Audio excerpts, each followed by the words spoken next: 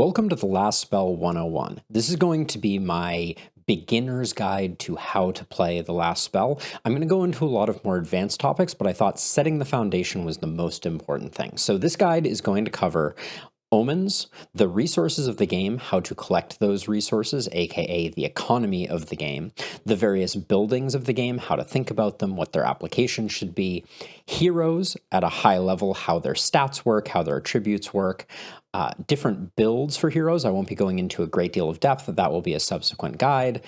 Some priorities to think about when you're starting out new runs. And then finally, just some high-level tips and tricks for new players. So without further ado, here comes the Last Spell 101. It all begins with omens. When you start a new run, you're going to be selecting a set of omens that inform some of the differences with how your game is going to play. The omen system is actually really cool, and I encourage everyone to experiment with it. There is no correct set of omens, so think about your plan for the run. What do you want to emphasize? What do you want to de-emphasize? And then from there, you'll start to build an understanding of what omens make sense for a particular run. As a general observation, I would say that some of the omens that are overpowered for their cost are the accuracy omen. You get 12% accuracy from it, which basically means that you don't have to worry about accuracy for your heroes early on. The crit omen is really nice at 8% crit.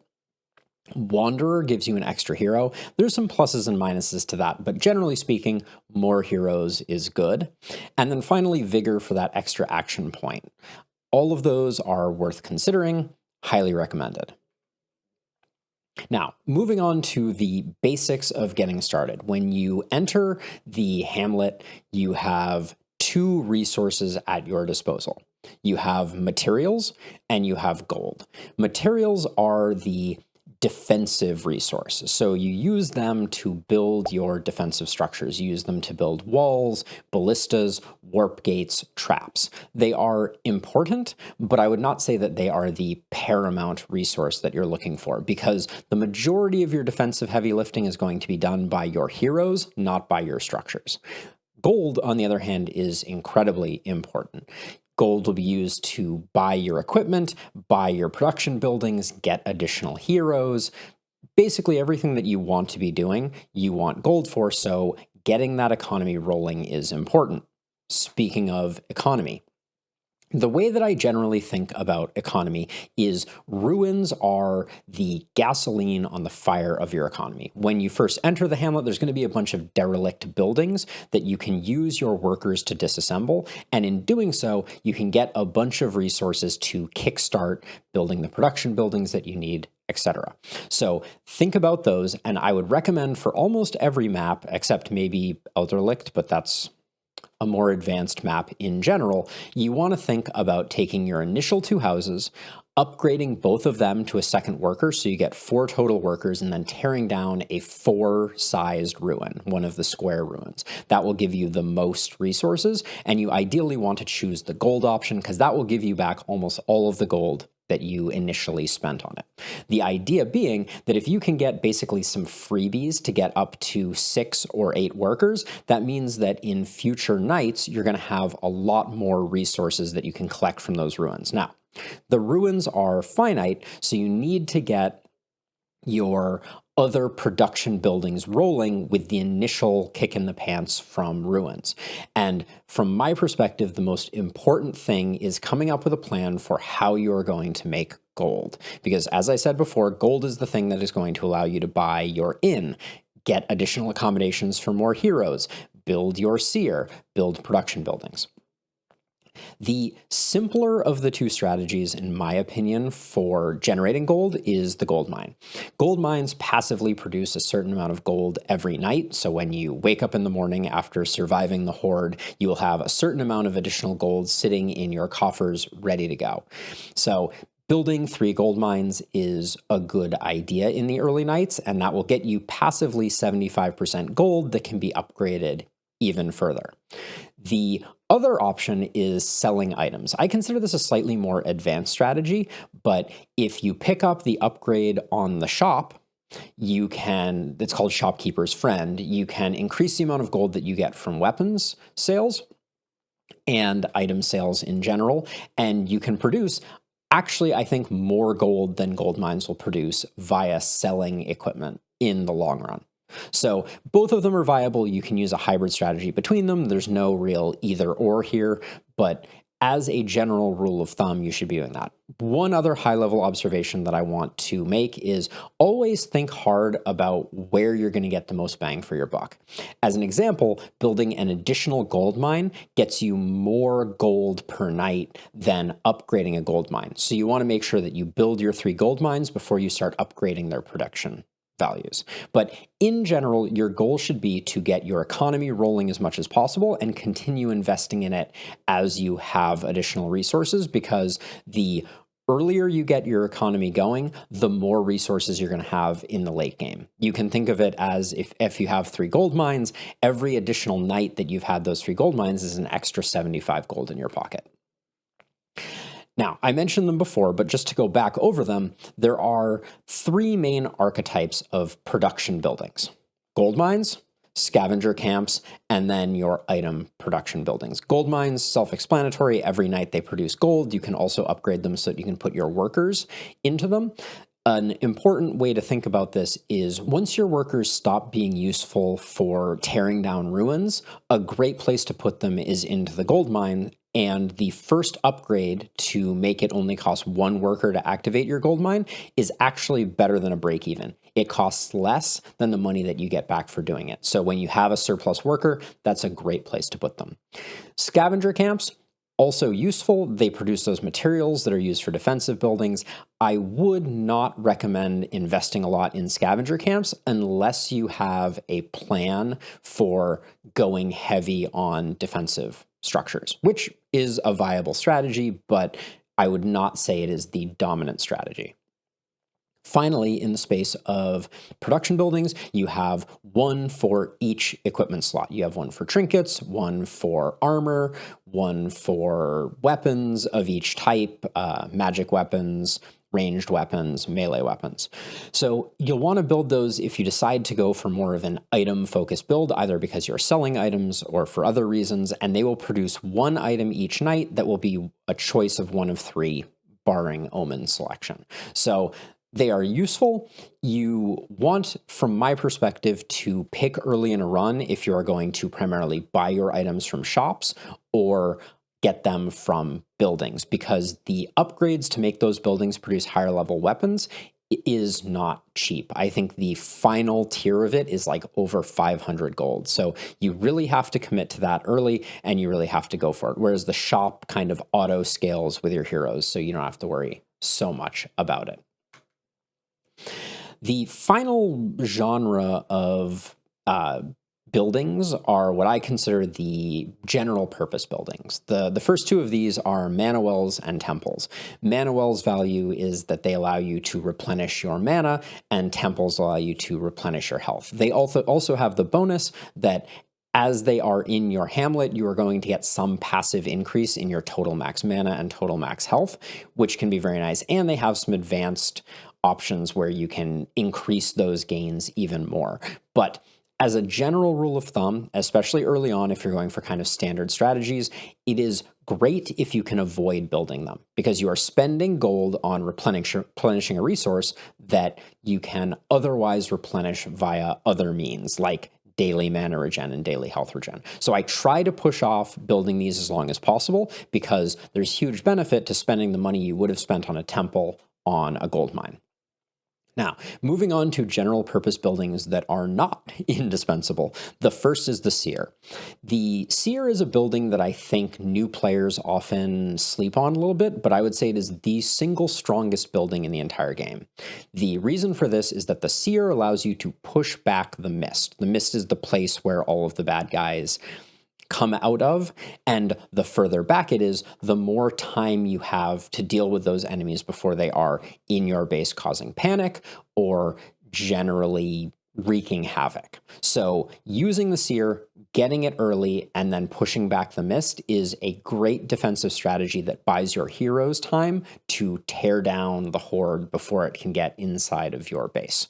The only thing that I would say about that is a bit of a caveat that I've been coming around to lately is The Seer upgrade also increases the total surface area of the map that exists, and with corpses, which we haven't talked about yet, but is another source of resource generation, with corpses, you have more likelihood of having overlapping corpses or overlapping deaths of enemies than you would otherwise. So by creating the Seer, you are potentially hamstringing the amount of resources that you get from corpse piles. But that's a more advanced concept, and I think generally speaking, having some buffer zone between you and the edge of the mist is really good until you're very confident and understand the limits of your heroes. The second indispensable building, although I think slightly less indispensable, is the inn. The inn is where you recruit new heroes. If you have 3 heroes, when you build the inn, you will immediately have a slot for a 4th hero, and that hero will have a cost proportional to the level of your current heroes, because the way that the inn determines the levels of heroes that it will offer is going to scale off of the level of your heroes. So the higher level your heroes are, the higher level the heroes that you can buy will be. Heroes are generally expensive, as are the accommodations upgrade. Ultimately, the inn will allow you to have 6 heroes in total, but the later accommodation upgrades are going to cost you 200 gold, and your heroes might cost as much as 300. So it's something to think about. Gaining additional heroes is incredibly powerful. You want to end most runs at 6 heroes, and so you're going to want to think about where you can sneak in an inn upgrade. Now, speaking of defensive buildings, I mentioned that these are something that you want to be less concerned about as a general principle. You will get a fair amount of materials just from beating waves and getting good ranks on those waves, like S tier as an example. I would not recommend spending a ton on scavenger camps to get a bunch more resources, but in no particular order, the way that I like to think about these is I think warp gates are very important. If you aren't familiar, warp gates allow you to teleport a hero between any 2 warp gates. So they are great for reinforcing. If things aren't going well or your initial distribution of heroes feels a little lopsided, like, you're really dominating one side and another side is falling behind, warp gates are the things that allow you to teleport your heroes between them. So getting them set up early can be very beneficial. Next up is ballistas and catapults. So ballistas shoot every turn automatically and do a fixed amount of damage, or not a fixed, but a damage range that is relatively small, but enough to, say, kill a runner or other small enemy with some reliability. They are great, and I recommend building them in the corners of your base because they will generally have the range to reach the center of your walls, but the corners are often a little harder to defend, and often you have a hero in the middle kind of picking up the slack. Catapults, on the other hand, you target and they get 2 shots per night in totality. They deal a large AoE damage and again can be great for taking out or softening up a horde, but as a general rule of thumb, I think that catapults are a little weaker because it can be hard to find a really good concentration of enemies to hit, and I often end up leaving them till the end and not using them, or using them to pick off a few runners on the side. So I prefer ballistas as a general rule of thumb. Walls are the other big defensive structure that I like, but I don't like that much. So to explain, I think the value of walls is that they stop enemies' progression. They rarely get to a point where you have, say, like a full stone wall all the way around your base unless you invest in it, and they still fall pretty quickly if you have boomers that come in or you have splitters that make it to your walls. So what I like them most for is the ability to slow down your fast-moving enemies or reroute them. So as an example, runners are going to try to run around your walls, not run up to them and then hit them. So I like walls. I think it's good to invest in them. I do not think that you should ever rely on walls per se. Also in this category is watchtowers. I don't particularly like watchtowers. You need a lot of skill range to make watchtowers work, and having the mobility to run around is really important. So I don't love the idea of, say, creating walls and then putting watchtowers behind them. It generally hasn't worked well for me because then you get that one errant enemy, you're 1 to 2 range away from being able to pick it off and can't do anything. The last defensive building that my current run of the last spell is actually focused on, but I would not recommend as like a beginner build, is traps. Traps are really cool. You have slow, stun, and damage traps that you place in specific locations. If an enemy steps on them, they do some damage or stun an enemy or slow an enemy. Generally speaking, it is very hard to predict where waves are going to come from. You can do a little better if you use the Seer's ability that allows you to see the mini detailed arrows. But as a general rule of thumb, traps are a ongoing cost of materials that's not always easy to support while also trying to build out the new defenses that you need. So I'm not a huge fan of traps, but they're something to keep in the back of your mind as you're progressing forward. Now, on to the crown jewel of your arsenal, the thing that is going to be getting most of the kills, that is your heroes. So heroes at their core are all basically identical with the exception of two things. Every time you get a hero, actually I guess three things. Every time you get a hero, they are going to have a set of quirks. Each quirk is going to modify their nature. So as an example, you might have a hero that has the, I don't know if it was nudist or pantsless, but it's basically the hero can't wear pants, but gets 12 crit for it. So these are small perturbations of the way that the hero operates. You get 3 of them on each hero. They might give additional opportunism, additional damage, less movement. They're a mixed bag, basically. But quirks are the things, in my opinion, that define a hero's strengths and weaknesses. Sometimes you can leverage them effectively. Other times you can ignore them. But they are worth looking at the beginning of a run to kind of evaluate them. The other way that heroes are unique is through their perks. So the perks panel, if you've kind of played a little bit, you'll be familiar with this, but basically it's a grid that is arranged in tiers hierarchically of additional skills that as your hero levels up will grow with them. Every hero has 3 core perk columns that are their melee, ranged, and magic damage, roughly.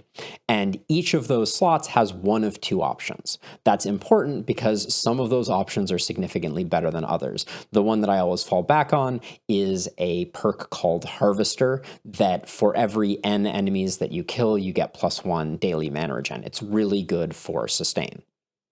After the 3 core, each hero will have 2 archetypal perk columns. It could be poison, debuffing, defensive, assassin, but the basic idea is these are always the same, and they provide you some unique abilities that can be very, very defining. And we'll talk more about that when we get to build. And then there's 3 columns of basically what I call the hodgepodge, which is random abilities. Some of them are very, very good that you don't know what you have until you have it. You recruit the hero, you look at them and you go, okay, this is what I have, this is what I don't have. The only other thing that makes a hero unique, and this is something that you can, those are the 2 things that make a hero unique in a way that can't be changed. The other thing that makes a hero unique is weapons.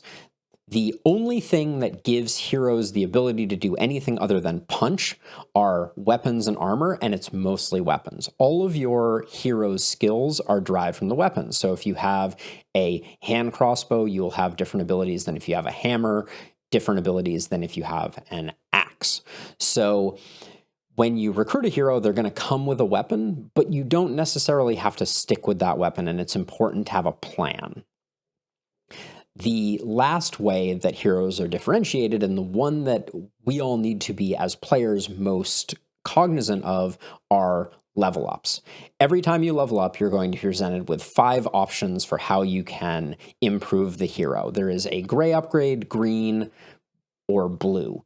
And basically those correspond to the quality of the upgrade. For instance, you might get a blue upgrade that is +1 AP. Very, very strong. Or you might get a gray upgrade that is, 6% increase in damage. So When you choose your level ups, you are further specializing your hero, and you want to have a good plan for the kinds of things you're looking for. And we'll talk about that more as we move into builds. But before we do that, I want to talk a bit about hero resources. So much like on the economy side, we had gold and we had materials. For heroes, there are 3 resources that you need to be cognizant of. The first is AP, and this is the obvious one. Every time you use a skill provided to you by a weapon, it is going to cost some amount of AP, either 1 or 2 AP for the most part. And every turn of a night, you want to make sure that you have a AP sync of the amount of AP that you have. So if your hero has 7 AP, it is really important that at the end of the night you have spent your 7 AP, ideally on killing enemies. If you have a little bit of leftover AP and you spend it on, say, an armor up or something else defensive, that's okay. But ideally, you want to be spending all of your AP on killing things. The other 2 resources are mana.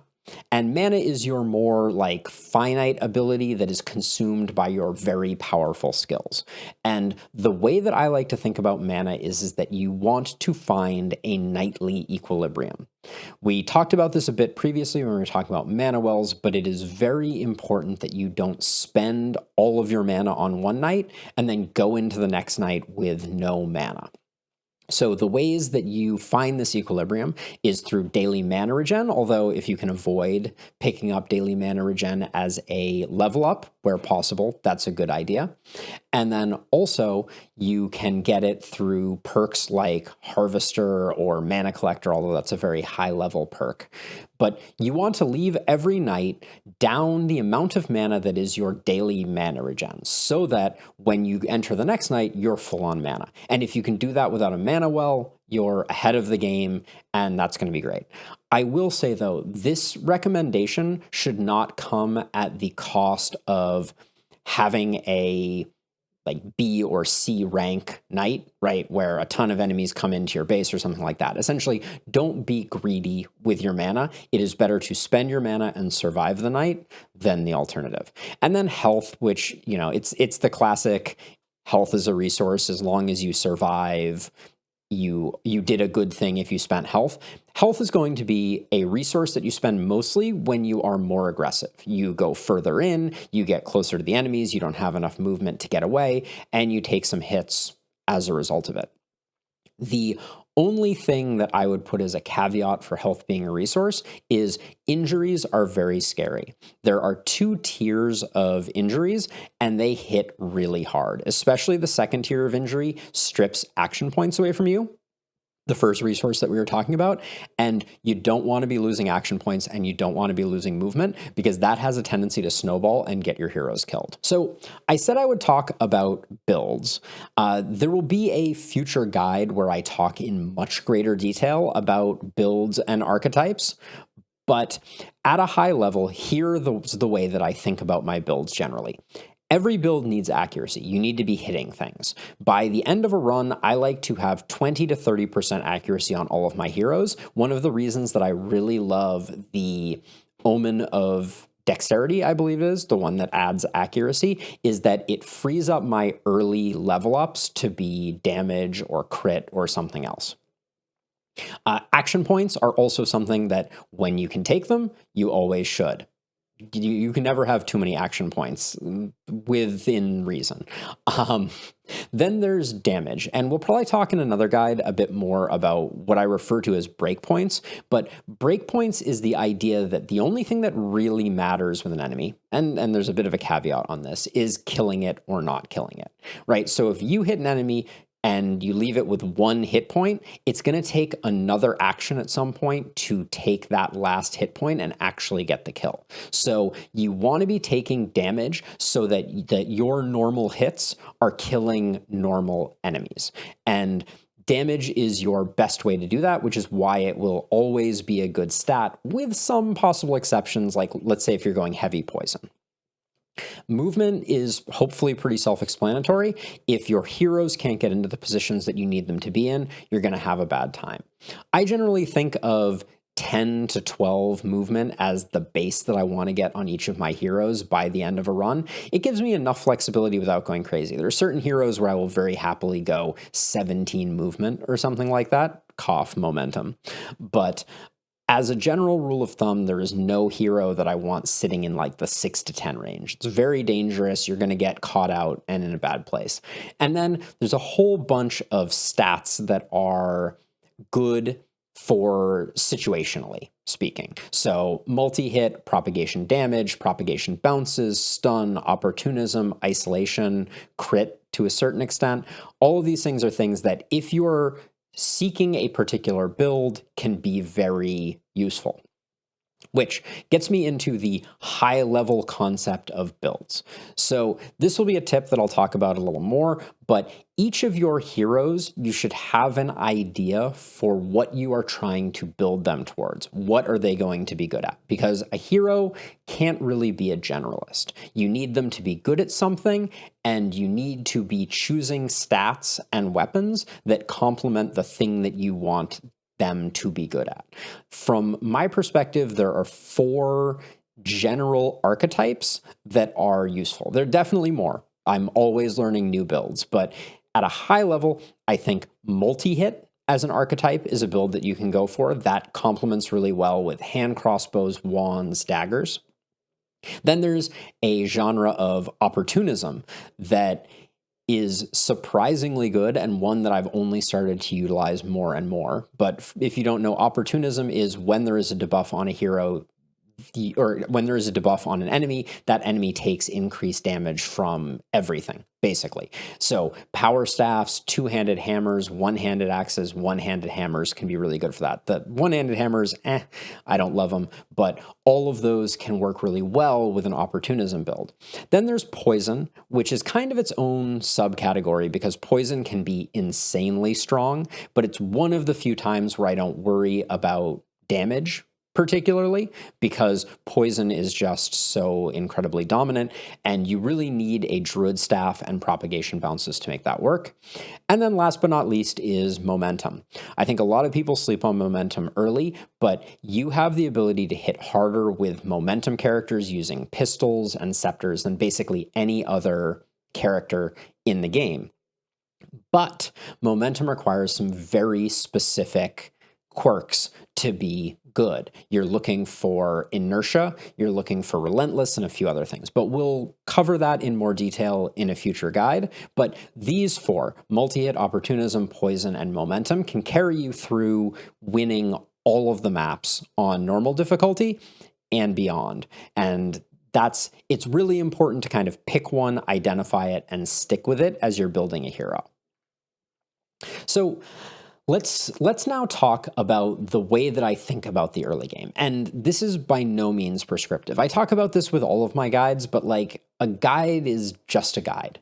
There's no perfect meta correct way to do things. You have to adapt. This game is going to constantly throw you curveballs and you need to be cognizant of how to handle those curveballs. But the way that I usually start a run and the way that I think about my priorities is the first night I want to upgrade the 2 houses that I was given and then tear down a 4 ruin and then generally upgrade the houses some more, tear down a 2 ruin. And then if I have a little bit of extra money on the side, I will buy my second weapons for my heroes so that I can make sure that I'm fully utilizing their AP, or I'll consider buying a gold mine. Night 2, I'm generally thinking about gold mines. I want to get my production rolling. I want to get gold coming in, assuming I'm going for that build. If I'm going for more of a sell build, I'll approach things a little differently, but night 2 for me is production. Night 3, I'm all about that seer life. I'm trying to start to push back the fog so that I have a little bit of breathing room for the heroes who now definitely have 2 weapons to have some time to kill things before those things are causing panic in my city. Night 4, I'm considering building the inn, although I might be building the inn and not getting the hero until night 5. But generally speaking, that's my early game, right? If I think about it out loud, it's getting some production going, getting the seer going, so I'm pushing back that fog, and then getting additional heroes. And while I am doing that, filling out my character's gear slots. That's the Intro. Now, some tips for getting started. The first thing, and I've only started doing this recently, but it has helped my play insanely, is when you enter into the game, look at each of your heroes and decide what they're good at. As a rule of thumb, one of the things that I like to do is I take all of the weapons off of my heroes and any particularly noteworthy piece of gear. Then I go through each hero and look at them and say, what weapon complements your current state most of all? The thing that I do now that I think is extra useful is I also decide which build archetype I'm going to be applying. Am I going to go for daggers and wands? Am I going to go for opportunism? Am I going to build this character as a poison based on the quirks that they have and then also what trees they have? As an example, I would never go for a poison character if I didn't have the poison tree because epidemic is so incredibly important. Epidemic is, and so is potent toxins. So once I've selected that, I actually go and I edit the name of the character with a letter at the beginning of it that denotes which build I'm going for. This helps to remind me when I'm leveling them up what stats I'm looking for, and then also when I'm going to assign gear, I know what they need to have. After that, I make sure my builds are laser focused. If I pick someone that is going for multi-hit, as an example, multi-hit is a secondary attribute at the blue tier, so it's pretty rare. You're not going to see a lot of multi-hit coming from level ups, but I like to spend my level up rerolls on secondary stats looking for those extra bumps of multi-hit. On the other hand, with opportunism, I'm also looking for opportunism as a secondary stat, but I'm also interested in making sure that I have a lot of damage coming in on the front end as well. But my builds are laser focused, and I'm making sure that I am selecting level ups that really serve the plan that I have long term. Next up, we already talked a bit about this, but try to make your heroes self-sustaining. Spend your mana sparingly because your mana is your primary resource for accelerating the rate at which you do damage, and so you need to have something in the tank for when things get really dire. And then last but not least, second weapons are critical. Second weapons are the key to being able to spend your AP effectively without also spending mana, right? I would generally recommend that you spend all of your AP, but don't spend it if, say, you have to spend mana when you don't need to. So getting second weapons means you have more basic attacks, means that you're killing things more effectively. So that's my brain dump, my last spell 101, for lack of a better description. It covers a lot of the things that I think about when I am setting up a run, lots of the kind of like little tips and tricks that I've learned and lots of the basics of how to play the game. This will serve as foundation for future guides that I'm going to be putting out in the coming weeks. Some of those guides to keep an eye out for is there will be a more in-depth guide to build archetypes. So what exactly does it mean for a character to be a poison character or an opportunism character? If I'm building a momentum character, exactly what perks am I looking for? That's going to be coming very soon. On the heels of that, I will do a weapons and weapons pairing build. So talking about the weapons, their relative strength, what I think are good weapons, bad weapons, what weapons work particularly well together. Then after that, I want to do an Omen overview guide. So what are some builds for omens that I think are particularly synergistic, some niche applications, what works, what doesn't work. And then last but not least, I'll probably do some map and boss guides where I go into more detail about the exact build order of the early nights and then the kinds of things I'm building towards in order to be able to get the kills on the bosses, especially at higher APOC levels. So if this guide was useful to you, I would highly recommend that you toss me a subscription so that you can see these new guides in the future as I come out with them. If there are particular guides that you would like to see or errors that you think I made in my description of these basics, please let me know down in the comments below. And other than that, best of luck last spelling, and I'll see you in the next one. Bye-bye.